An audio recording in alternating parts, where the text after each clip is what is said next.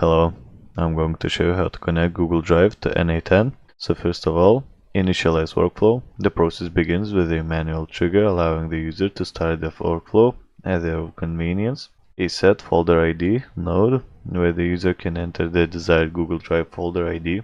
List files from Google Drive. The Google Drive node lists all files within the specified folder using OAuth2 authentication. Batch processing. The loop over items node processes the files in batches for efficiency.